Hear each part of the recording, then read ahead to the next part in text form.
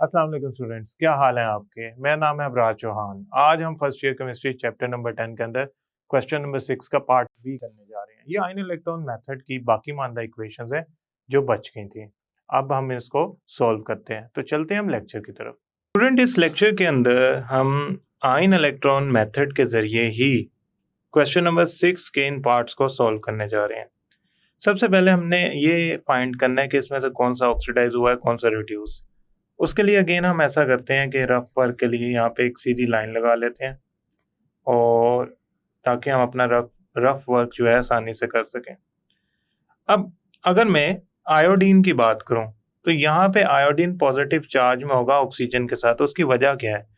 Oxygen highly electronegative है। Oxygen के मुकाबले में आयोडीन जो है वो लेस इलेक्ट्रोनेगेटिव है, जिसकी वजह से आयोडीन पे जो चार्ज होगा पॉजिटिव 1 होगा। अगर मैं IO3-1 पे आयोडीन पे चार्ज देखना चाहूँ तो मैं x plus -2 into 3 equal to -1 लिखूंगा और x पे जो चार्ज आएगा वो +5 आएगा। तो IO3 आयोडीन के ऑक्साइड में आयोडीन पे चार्ज है +5 और वो चेंज हो गया -1 में। इट मीन्स उसने इलेक्ट्रॉन बहुत सारे गेन कर लिए हैं, 6 इलेक्ट्रॉन उसने गेन किए हैं। तो ये रिडक्शन का प्रोसेस है। आर्सेनेट आयन कन्वर्ट हुआ है AS4 के अंदर, पहले ASO3 था। अब इसमें जो AS है ना वो डेफिनेटली ऑक्सीडाइज हुआ होगा। अब कैसे चेक करते हैं देखते हैं जरा। ASO3 में AS की X होगी oxidation state plus -2 into 3 is equal to 3 तो X -6 3 X is equal to +3। तो यहाँ पे आर्सेनेट आयन की जो ऑक्सीडेशन स्टेट है वो है +3। और दूसरी तरफ अगर मैं फाइंड करता हूँ आर्सेनेट आयन की ऑक्सीडेशन स्टेट तो वो होगी ASO4 3 तो X plus -2 into 4 is equal to 3 तो यहाँ से अगर मैं आर्सेनेट आयन की ऑक्सीडेशन स्टेट निकालता हूँ तो वह निकलेगी +5। तो यहाँ होगी +5, मैं इधर लिख लेता हूँ +5। सो ये दो हाफ फ्रैक्शंस मेरे पास डिटरमिन हो गए। मैं इनको हाफ वेज में लिख लेता हूँ ताकि मैं इनको बैलेंस कर सकूं। स्टूडेंट, यहाँ पे मैं ऑक्सीडेशन रिएक्शन लिखूंगा और यहाँ पे मैं रिडक्शन रिएक्शन लिखूंगा। ऑक्सीडेशन रिएक्शन में क्या होता है? आयोडाइड का ऑक्साइड जो है that is converted into iodide ion. Technically इसमें ऑक्सीजन कम है तो आप वाटर की एडिशन करेंगे, क्यों? ये एसिडिक मीडियम में हो रहा है।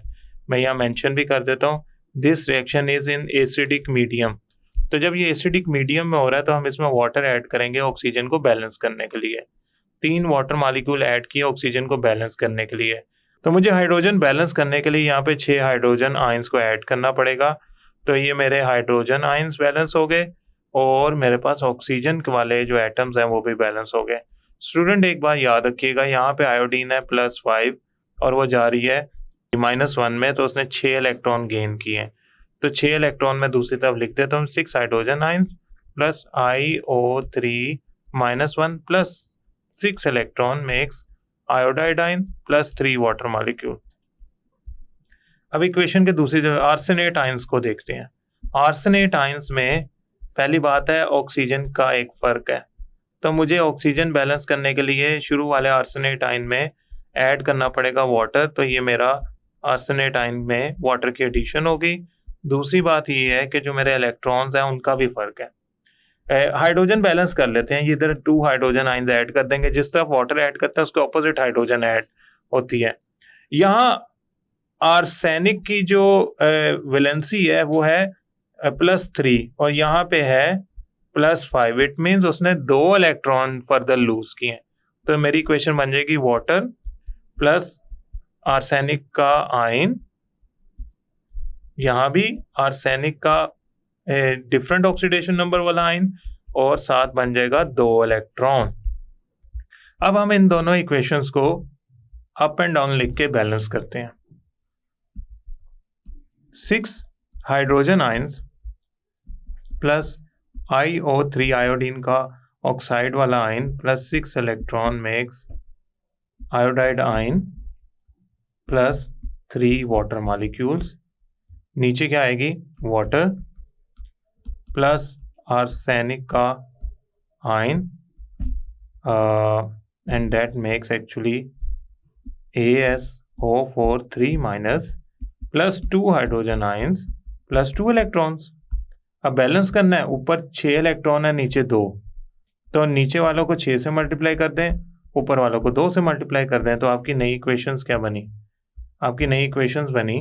देखें एक बात ज़रा देखिएगा, जब मैं इसे बैलेंस कर लूँगा ना तो इक्वेशन एक और स्टेप डिमांड करेगी। खैर अभी आप समझें, इसे मैंने लिखा है proper, 6 2s are 12 hydrogen ions plus 2IO3 minus 1 plus 12 electron makes 2 iodide ions plus 6 water molecules. नीचे आ जाएगा 6 water molecules plus 6 arsenate ions, यहाँ भी आर्सेनेट आयन आ गया, और यहाँ पे आ गया 2 हाइड्रोजन 6 आर्सेनेट आयन और 2 हाइड्रोजन आयन जब मल्टीप्लाई होंगे तो डेफिनेटली वो बनेंगे 12 हाइड्रोजन आयंस और 6 2s are 12 इलेक्ट्रॉन। ये तो इक्वेशन बहुत ज़्यादा सिंप्लीफाई हो सकती है क्योंकि हमारे पास इधर बहुत सारी कटिंग्स अवेलेबल हैं। हाइड्रोजन आयन से 12 इलेक्ट्रॉन से 6 वाटर से पीछे क्या बचा, 2IO3 minus 1 plus 6 arsenate ions makes 2I minus 1 plus 6 ASO4 3 minus. अब आप कहेंगे कि इक्वेशन फर्दर सिंप्लीफाई हो सकती है क्योंकि ये सारी इक्वेशन 2 पे डिवाइड हो रही है, ये सिंप्लीफाइड बैलेंस्ड फॉर्म नहीं है। तो आप क्या करें, डिवाइड कर दें इक्वेशन को, अबव इक्वेशन को 2 से बाय 2, तो आपका आंसर आ जाएगा IO3 minus 1 3ASO3 iodide ion plus 3 ASO4 ions. Now let's move on towards the next question. Student, इसको बैलेंस करने के लिए हमारे पास 2 चीज़ें हमें पहले से ही आइडिया है कि क्रोमियम प्लस 3 से इधर यानी कि Cr2O7 डाइक्रोमेट आयन के अंदर कितनी ऑक्सीडेशन स्टेट में जाता है, +6 में। ये हम ऑलरेडी कैलकुलेट कर चुके हैं, लिहाजा मैं इसको यहीं पे रहने दूंगा, इसको मैं कैलकुलेट नहीं करूंगा। हाँ, इधर से ये अंदाज़ा ज़रूर हो गया कि इसकी ऑक्सीडेशन हो रही है।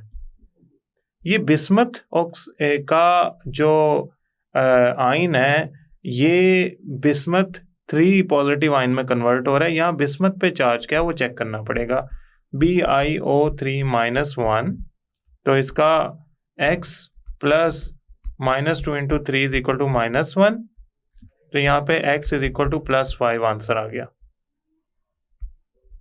तो यहाँ पे बिस्मथ +5 से +3 पे जा रहा है। Now let's do write down the oxidation, half oxidation and half reduction reactions. यहाँ पे मैं लिखूंगा ऑक्सीडेशन रिएक्शन, यहाँ पे लिखूंगा मैं रिडक्शन रिएक्शन। ऑक्सीडेशन रिएक्शन लिखते हैं, chromium 3 positive makes chromate ion, और यहाँ पे बैलेंस करने के लिए 2 क्रोमियम आ गया, लेकिन इसके बावजूद ऑक्सीजन बैलेंस नहीं हुए, तो इसमें मैं वाटर मॉलिक्यूल्स ऐड करूँगा। कितने, 7, क्योंकि ऑक्सीजन 7 है, तो 7 water molecules 2 chromium ions makes Cr2O7 2 minus. अगर आप गौर करें तो क्रोमियम +3 से +6 पे गया है, +3 से +6 पे गया है, इट मीन्स उसने इलेक्ट्रॉन लूज किए होंगे। अब क्रोमियम कितने इलेक्ट्रॉन लूज करे कि वो +3 से +6 में जाए, तो आप कहेंगे कि वो टोटल 6 इलेक्ट्रॉन लूज करे, क्योंकि एक क्रोमियम 3 लूज करेगा तो 2 क्रोमियम 6 करेंगे, तो 6 इलेक्ट्रॉन। दूसरी बात, आपने जब वाटर की एडिशन की तो हाइड्रोजन भी इम्बैलेंस हो गए, तो फॉर बैलेंसिंग हाइड्रोजन हम क्या करते हैं, हाइड्रोजन आयन ऐड करते हैं। तो 7 water molecule plus 2 chromium ions makes, कितने वाटर हाइड्रोजन आयंस ऐड करूंगा, 14, क्योंकि 7 वाटर मॉलिक्यूल्स ऐड किए हैं तो उसके डबल हाइड्रोजन आयन ऐड होते हैं। तो ये बन गया आपका 6 इलेक्ट्रॉन्स। ये बन गई एक हाफ इक्वेशन, थोड़ी सी कॉम्प्लेक्स है। अब चलते हैं बिस्मथ के आयन की तरफ, और ये कन्वर्ट हो रहा है Bi3 पॉजिटिव में। अब इधर 3 वाटर मॉलिक्यूल ऐड करें और दूसरी तरफ 6 हाइड्रोजन आयन्स ऐड करें। ये हाइड्रोजन आयन और वाटर मॉलिक्यूल ऐड हो गए। बिस्मथ कन्वर्ट हो रहा है +5 से +3 में, तो उसे कितने इलेक्ट्रॉन चाहिए होंगे? 2 इलेक्ट्रॉन। अगर ये ऐड कर देंगे इस बिस्मथ के अंदर जो +5 है तो वो +3 में चला जाएगा। सो हमने ये हाफ इक्वेशन भी बैलेंस कर ली। अब इस हाफ इक्वेशन को हम क्या करते हैं, दोनों को अप एंड डाउन लिखते हैं और देखते हैं कि हमारी इक्वेशन बैलेंस होती है कि नहीं। सबसे पहले लिखते हैं 7 water molecules plus 2 chromium ions 3 positive, 14 hydrogen ions plus Cr2O7 6 electron. Student नीचे देखें, नीचे है 6 hydrogen ions plus BiO3-1 plus 2 electrons Bi3 positive plus 3 water molecule. अब ऐसी इक्वेशंस का एक और मेथड में ट्रिक करवाने जा रहा हूं आपको।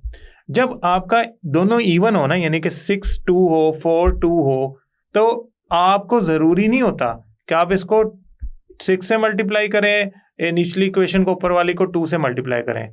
आप ऐसा करें, नीचे वाली इक्वेशन को 3 से मल्टीप्लाई कर दें और ऊपर वाली इक्वेशन को 1 से मल्टीप्लाई कर दें, तब भी दोनों के इलेक्ट्रॉन बराबर हो जाएंगे। जरा गौर से देखें, 7 वाटर मॉलिक्यूल्स मैंने 1 से मल्टीप्लाई किया तो वो इक्वेशन तो नहीं बदलेगी ना, वो तो उतनी रहेगी।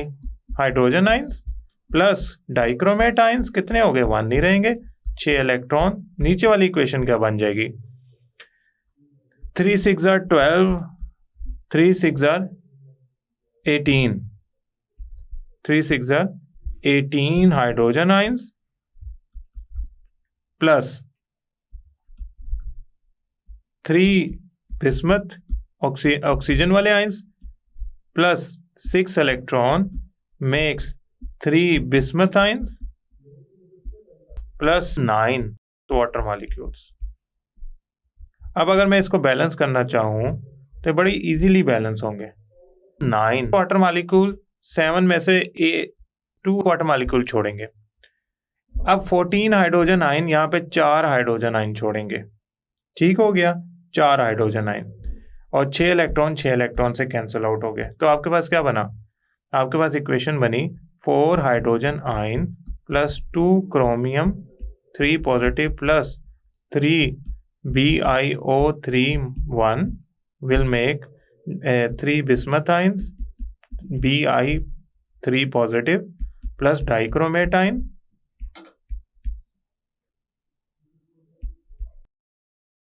तो ये 9 7 में से गए तो पीछे बचे 2 वाटर मॉलिक्यूल, तो यहाँ पे आएगा 2 वाटर मॉलिक्यूल। और जो दूसरी तरफ मैंने वाटर मॉलिक्यूल्स हैं ये खत्म हो जाएंगे और यहाँ पे बने 2 वाटर मॉलिक्यूल्स। तो ये आपकी एक बैलेंस केमिकल इक्वेशन आ गई। अब हम चलते हैं towards the 9th equation which is the last part of this question, क्योंकि 10th मैंने आपको बेसिक मीडियम में balancing of ion electron method के जरिए में करवा दिया हुआ है। स्टूडेंट, इस इक्वेशन में हमारे पास आर्सेनिक के कंपाउंड्स गिवन है और जो फर्स्ट कंपाउंड है इसमें आर्सेनिक की ऑक्सीडेशन स्टेट और सेकंड कंपाउंड में आर्सेनिक के ऑक्सीडेशन स्टेट का डिफरेंस है। जरा फाइंड कर लेते हैं ऑक्सीडेशन स्टेट। H3ASO3 ये बन गया हमारे पास 3 पॉजिटिव 1 हाइड्रोजन के आर्सेनिक का X -2 × 3 इज इक्वल टू 0, तो 3 + X - 6 is equal to 0 and X is equal to +3। तो यहाँ पे आर्सेनिक की ऑक्सीडेशन स्टेट है +3। तो अगर मैं H3ASO4 प्रोडक्ट वाले में चेक करूं तो वो बनेगी H3ASO4 में बनेगी 3 × +1 X plus -2 × 4 is equal to 0, then 3 + X - 8 is equal to 0, X is equal to +5। तो यहाँ आएगी +5। तो it means this is actually what? Oxidised, क्यों? ऑक्सीडेशन नंबर बढ़ गया है। क्रोमेट के अंदर Cr2O3 में क्रोमियम की ऑक्सीडेशन स्टेट हो रही +3 हो गई है, +6 से +3 हो गई है। So this is actually reduced. So मैं इन दो हाफ इक्वेशन को जल्दी जल्दी लिखता हूँ ताकि आप इनको ज़हन में रखते हुए आगे राइट कर सकें, लिख सकें। यहाँ पे मैं ऑक्सीडेशन वाली हाफ इक्वेशन लिखता हूँ, वहाँ पे मैं रिडक्शन वाली हाफ इक्वेशन लिखता हूँ। सो ये बन गया मेरे पास।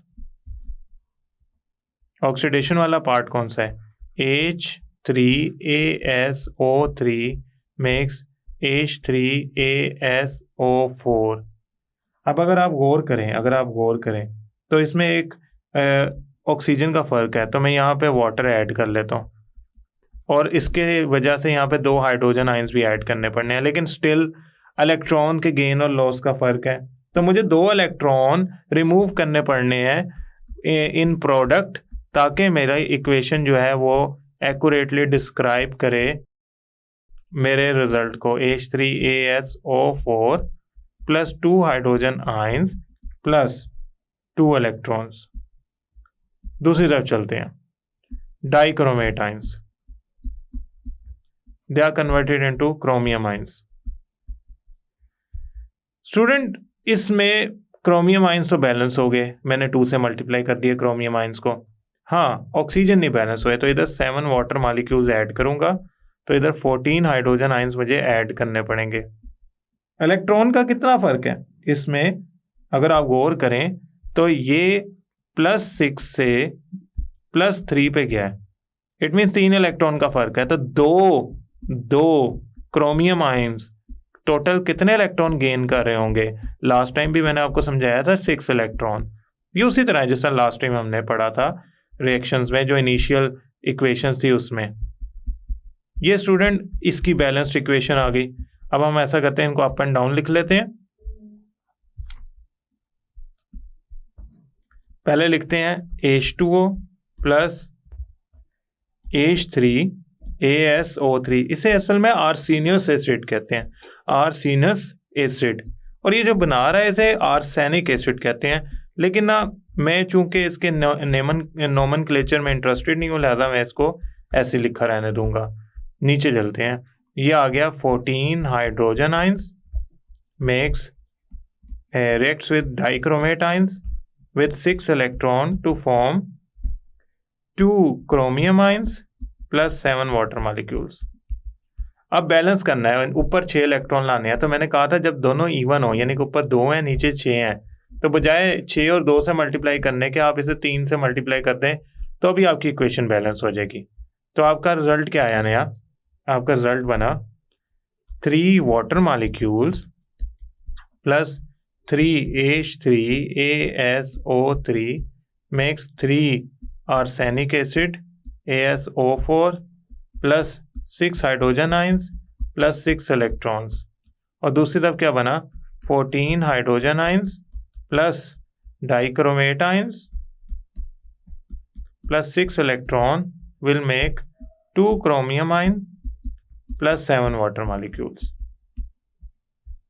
स्टूडेंट, अगर आप इसको बैलेंस करेंगे तो 6 इलेक्ट्रॉन से गए, ये वाटर मॉलिक्यूल इससे बैलेंस होंगे और हाइड्रोजन आयन से बैलेंस होंगे। सो आपकी फाइनल इक्वेशन जो बनेगी 3H3ASO3 arsenous acid plus dichromate ions Cr2O7 2 minus plus 8 hydrogen ions makes 3 arsenic acid या ASO4 H3ASO4 plus 2 chromium ions plus 4 water molecules. क्योंकि 7 में से वो 3 रिमूव हो गए तो बाकी बचेंगे 4। पार्ट 10 जो है इसका, पार्ट 10 इस क्वेश्चन का जो पार्ट 10 है वो मैंने बेसिक मीडियम के अंदर लेक्चर के अंदर सॉल्व किया हुआ है। तो आई फील कि आपको मैं उधर रेफर कर रहा हूँ, वहाँ से उसको आप डिटेल से समझ सकते हैं। आई होप स्टूडेंट ये लेक्चर आपको समझ आया होगा। नेक्स्ट लेक्चर तक के लिए अल्लाह हाफिज़।